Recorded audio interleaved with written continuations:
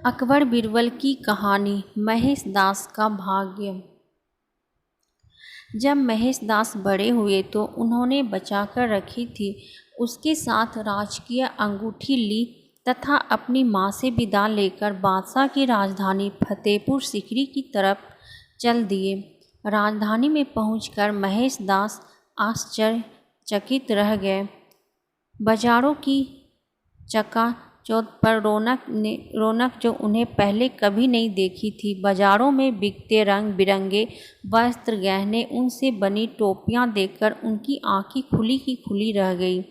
बड़े बड़े ऊंट, पानी बेचने वालों की आवाज़ें, जादूगरों द्वारा जुटाई गई भीड़, मंदिरों से आदि आवाज़ें सब उसे आकर्षित कर रही थी।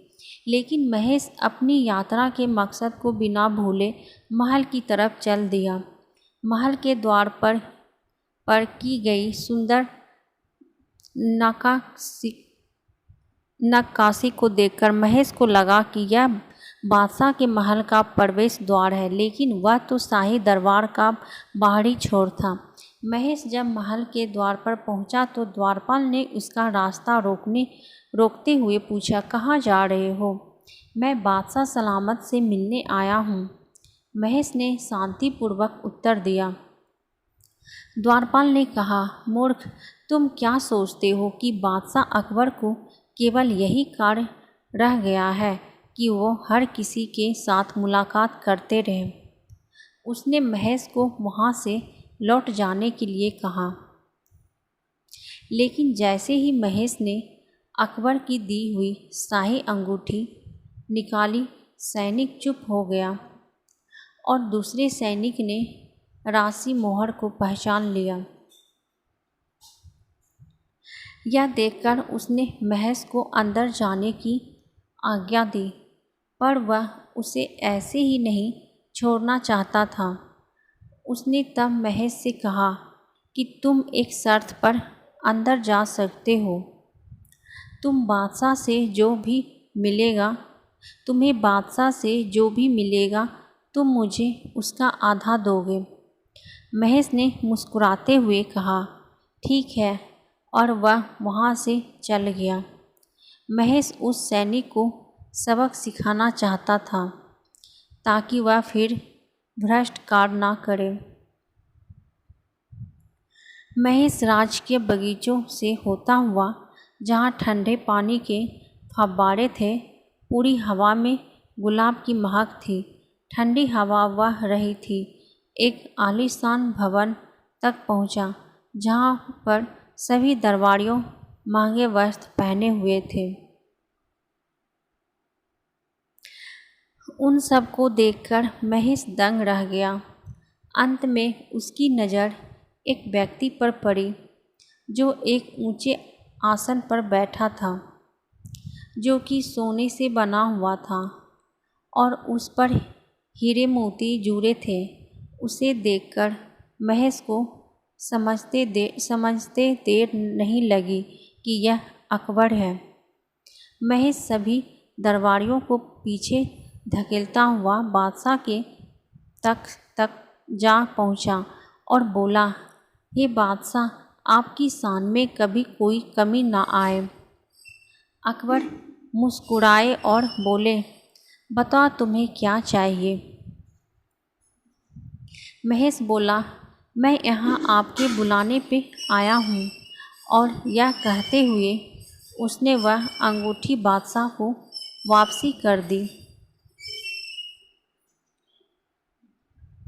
जो कुछ साल पहले बादशाह ने उसे दी थी। अकबर ने हंसते हुए महेश का स्वागत किया और पूछा, मैं तुम्हारे लिए क्या कर सकता हूँ? तुम्हें क्या दे सकता हूँ?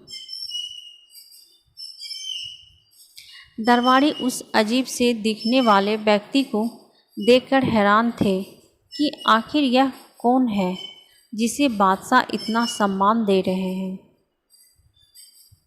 महेश ने कुछ पल सोचा और कहा, आप मुझे 100 कोड़े मारने की सज़ा दीजिए। यह सुनकर दरबार में सन्नाटा छा गया। सन्नाटा छा गया। बादशाह आश्चर्य से बोले, क्या कहते हो? तुमने तो कुछ गलत नहीं किया जिसके लिए तुम्हें 100 कोड़े दिए जाएं।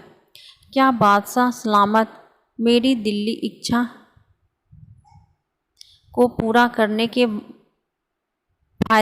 वादे से पीछे हट रहे हैं? वादे से पीछे हट रहे हैं? नहीं, एक राजा कभी अपने शब्द से पीछे नहीं हटता। अकबर ने बड़े हिचकिचाते हुए सैनिक को आदेश दिया कि महेश को 100 कोड़े लगाए जाए। महेश ने अपनी पीठ पर हर कोड़े का बार बिना किसी आवाज़ के सहन किया। जैसे ही 50वां कोड़ा महेश की पीठ पर पड़ा, वह एकदम अलग कूद कर चिल्लाया, रुको।